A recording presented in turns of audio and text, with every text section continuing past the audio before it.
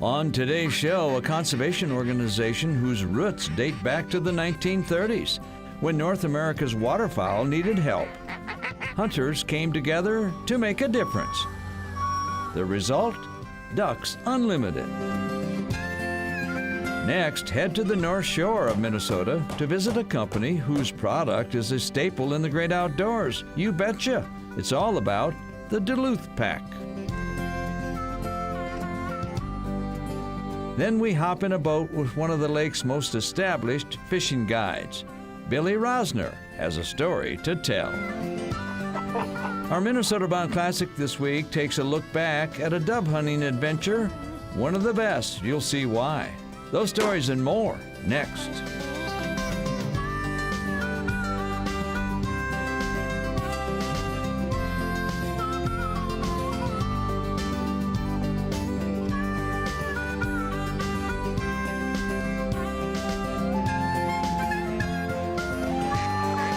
Minnesota Bound. Brought to you by Minnesota's select GMC dealers. Hi everybody, Raven and I welcome you to the show. You know, the United States has a marvelous wildlife conservation history, and leading part of that history is an organization called Ducks Unlimited.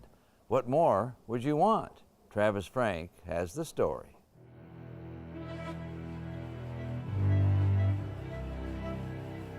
Through the eyes of a duck hunter, there is no greater sight than this.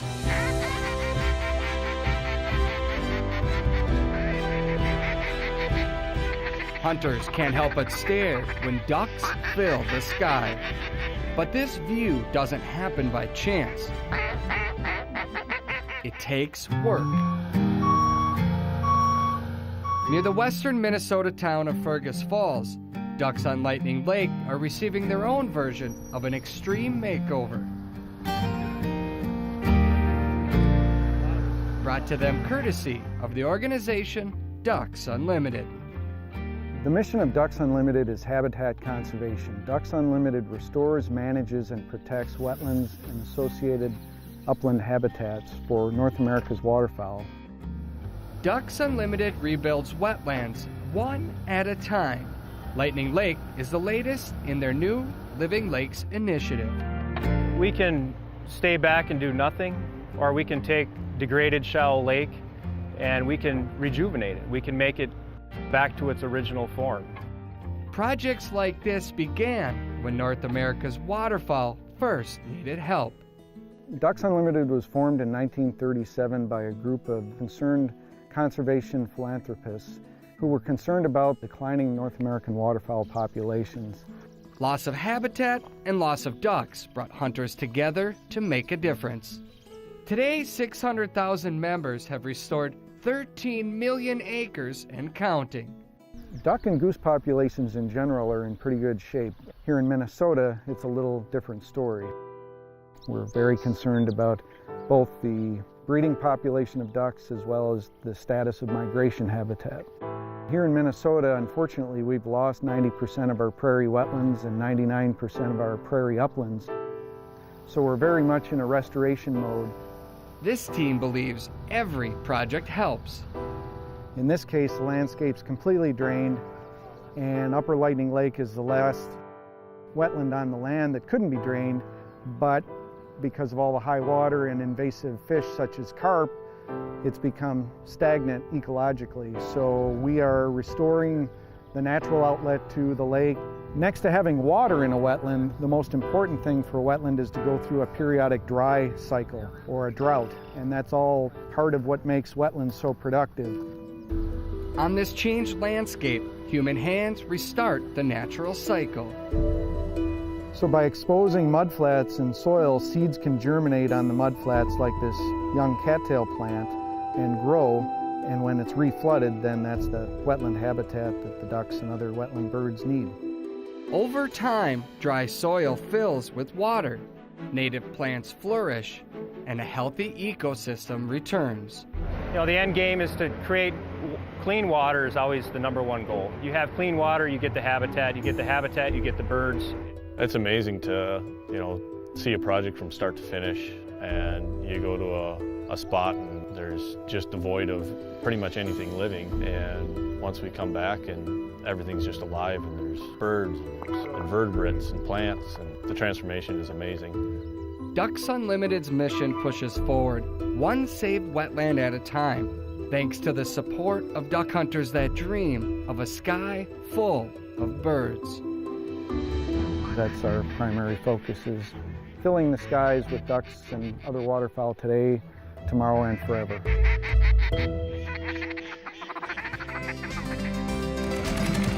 Coming up, a pack that's made a name for itself both in durability and location.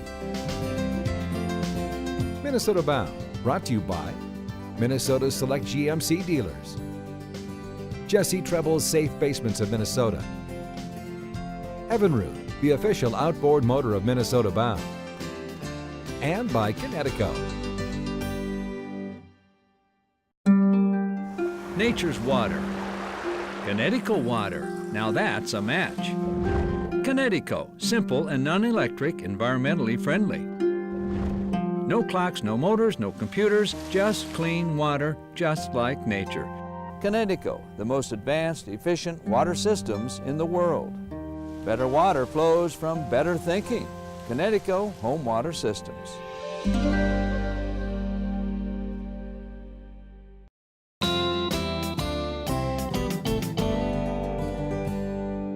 If you've heard the name Duluth Pack, chances are you filled one and put it on your back. But did you know how much you're carrying in history?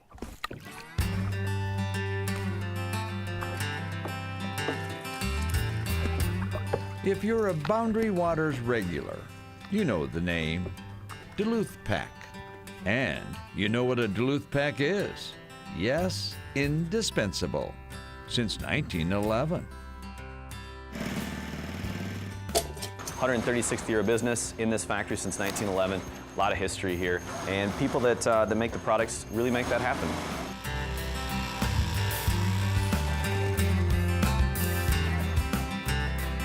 My, yes, many backs have carried Duluth Packs.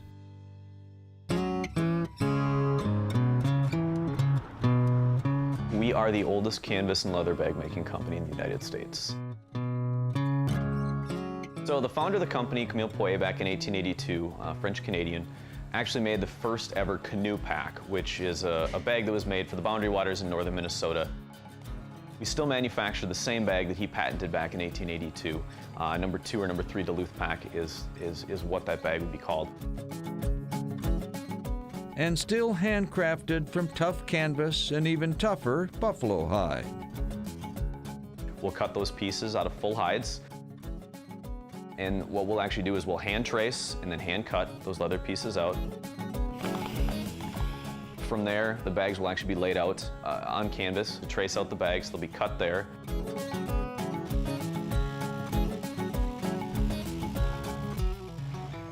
It'll come up to the production floor where it will be sewn by one sewer.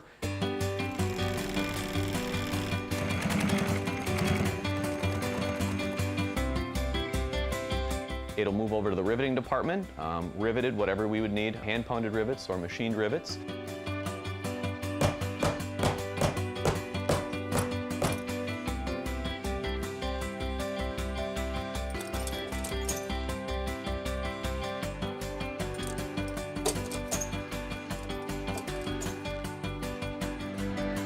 And then it would come back to the same sewer that originally started the bag. And it would be finished from there and then sent down to our quality control department.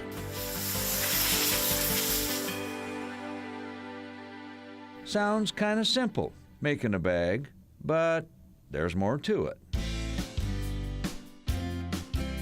We probably have about 50 employees total that work in our production department. It fluctuates in time of year. During busier times, we can have more production staff members. 50 is typically where we average.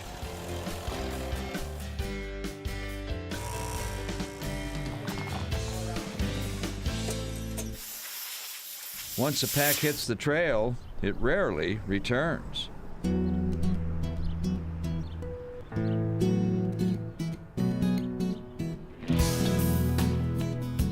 People love the quality of our products. We make stuff that lasts. Our products last a lifetime. we've really seen a lot of people gravitate towards duffels and portfolios for work and backpacks that they can bring to work, or backpacks that they can use for hiking on the weekend but still be able to bring to work or use for travel. So it's really evolved from an outdoor brand to a lifestyle brand that people can use every day. Duluth Pack's almost as indestructible as the granite along the North Shore. It may not carry all your worldly possessions, but it'll try.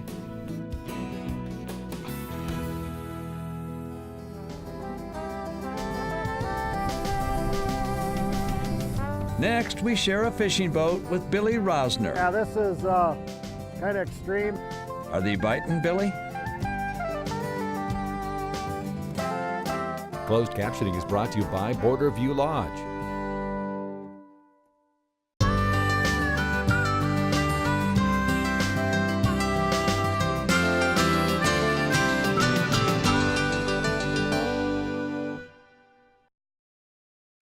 Up next, Minnesota is loaded with great fishing guides, right?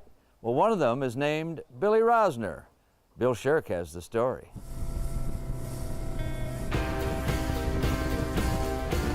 Mother Nature cannot stop this fishing guide, but she sure is trying. Yeah, this is kind of extreme. Billy Rosner fishes in all kinds of conditions. We're fishing a Lindy rig setup. I guide 5 days a week. I guide out here on the lake, and then the Vermilion River. There's a fish. Oh, missed it. Think of Lake Vermilion as home base for this longtime outdoorsman. Looks like we got a fish right on bottom here. Fishing, without a doubt, swims in Billy's DNA. I grew up in northern Wisconsin in the UP of Michigan, a lake called Lac Vieux des Airs, and my great-grandfather, Sylvester Caskey, built the first resort on the lake in 1920. There, Billy's grandfather guided. So did his great-uncles and his dad, his first uncles, his brother. You get the point. Fishing consumed Billy at a very young age. I mean, I was just out of diapers, or in diapers probably, and he used to do a lot of muskie fishing, and he'd get a muskie in the boat, and he said I'd start crying, I'd go hide underneath the seat. That was then. This is now. Rosner makes his living as a widely respected and recognizable fishing guide and outdoor communicator. Even before he hit the big time, fishing impacted daily life, even his eventual marriage. I was her fishing guide in northern Wisconsin, about 15 years ago. And she was up there on a business trip. Some of them went golfing, some hired guides, and Holly and I just kind of, we hit it off. Ended up in his boat, and yeah, we connected really, really well and hit it off, and the rest is history. Well, there's more to the story than that. See, Holly convinced Billy to move to Minnesota. Here on Lake Vermilion, one of Rosner's greatest fish tales. We were walleye fishing on the backside of Pine Island. On Vermilion. On Vermilion. I had Holly's engagement ring in my pocket, and I tied it on a line, and I flipped it. She was sitting up in the bow of my lawn, and I flipped it up there, and I said, Holly, do you think this will catch anything? He was acting strange all day.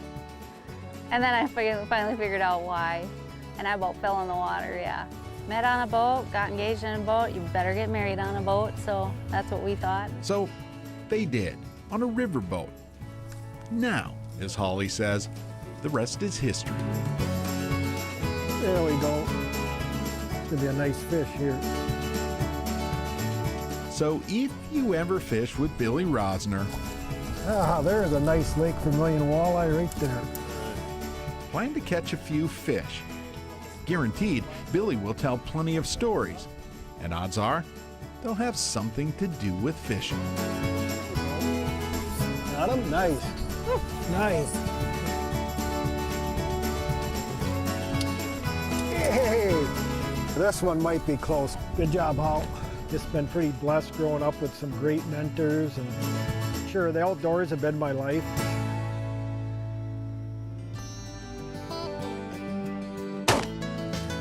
Still ahead, an upland dove hunt in legendary Lac Qui Parle area. Tag along.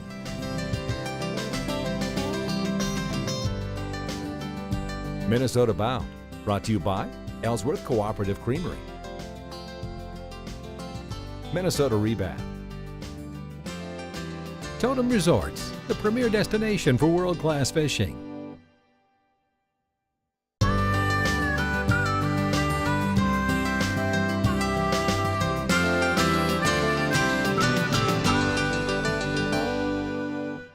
Minnesota's newest game bird, the dove, also happens to be the most popular in America. Lots of them and good eating.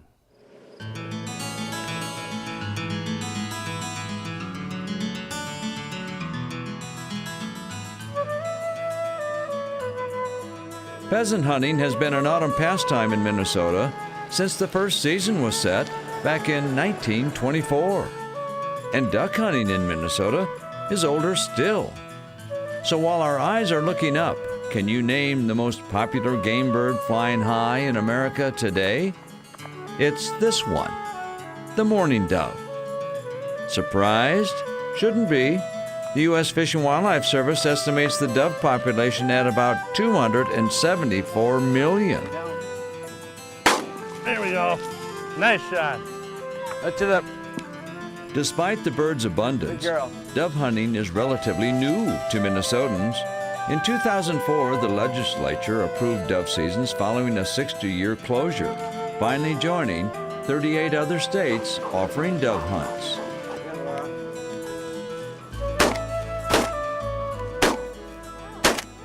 Ah, one more thing. Nobody said dove hunting was easy. The thing about dove hunting is you need eyes here and way back here, so your head goes like this all the time. Raven's head was doing the same. She is wired, but you know what? I wouldn't have a dog any other way. Raven is a pheasant dog. She's never had to sit still. Heel here, heel here. Got one. Woohoo! I got it. Did Catch you? it up, Raven. Yes. Good girl. Catch it up. Atta girl. Good girl. There you go, Laura. Good shot.